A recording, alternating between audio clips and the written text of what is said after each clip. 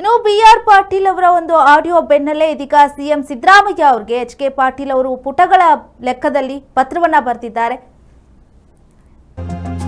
CM Siddaramaiah ಅವರಿಗೆ HK Patil ಅವರು ಪತ್ರವನ್ನ ಬರೆದಿರುವಂತದ್ದು ಅಕ್ರಮ ಗಣಿಗಾರಿಕೆ ಬಗ್ಗೆ ಸಿಎಂಗೆ HK ಪಾಟೀಲ್ ಅವರು ಪತ್ರವನ್ನ ಬರೆದಿದ್ದಾರೆ.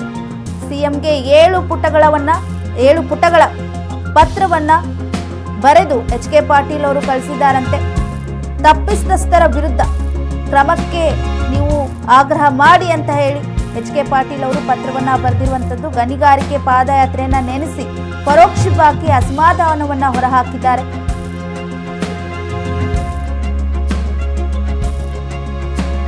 ಸಿಎಂ ಸಿದ್ದರಾಮಯ್ಯ ಅವರಿಗೆ ಪತ್ರವನ್ನ ಬರೆದಿರುವಂತದ್ದು ಗಂಭೀರ ಆರೋಪವನ್ನ ಮಾಡಿದ್ದಾರೆ.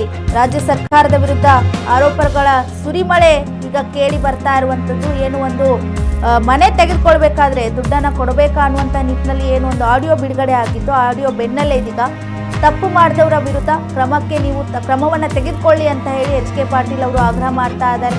ಇನ್ನು 2013ರಲ್ಲಿ ಗಣಿಗಾರಿಕೆ ಪಾದಯಾತ್ರೆಯನ್ನ ಮಾಡಿದ್ರು. ಅದನ್ನ ನೆನೆಸ್ಕೊಂಡು ಇವರು ಪರೋಕ್ಷವಾಗಿ ಅಸಮಾಧಾನವನ್ನ ತೋರ್ತಾ ಇದ್ದಾರೆ. ಸ್ವಪಕ್ಷದವರಿಂದಲೇ ಸರ್ಕಾರದ ವಿರುದ್ಧ ಇದೀಗ ಗಂಭೀರ ಆರೋಪ ಕೇಳಿ ಬರ್ತಾ ಇದೆ.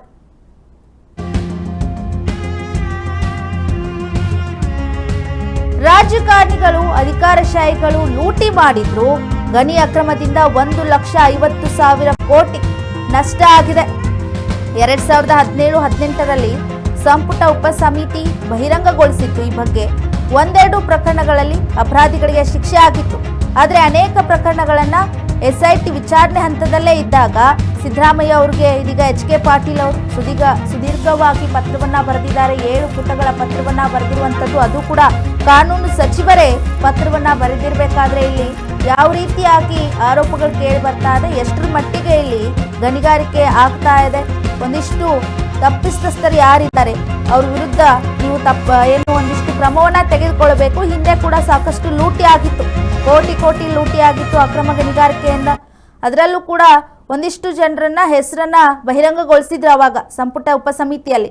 ಆದರೆ ಆ ಎಲ್ಲ ಒಂದು ಪ್ರಕರಣಗಳಲ್ಲಿ ಒಂದಿಬ್ಬರಿಗೆ ಅಷ್ಟೇ, ಕೆಲವು ಜನಕ್ಕೆ ಮಾತ್ರ ಶಿಕ್ಷೆ ಆಗಿತ್ತು. ಆದರೆ ಇನ್ನೂ ಈ ಪ್ರಕರಣ ಕಂಪ್ಲೀಟ್ ಆಗಿ ಮುಗಿದಿಲ್ಲ.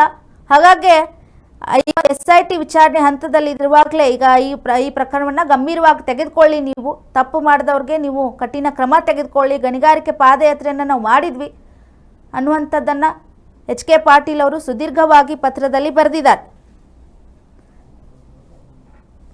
ಪರೋಕ್ಷವಾಗಿ ಇಲ್ಲಿ ಪತ್ರವನ್ನ ಬರೆದು ಅಸಮಾಧಾನವನ್ನ ಹೊರಹಾಕ್ತಾ ಇದ್ದಾರೆ.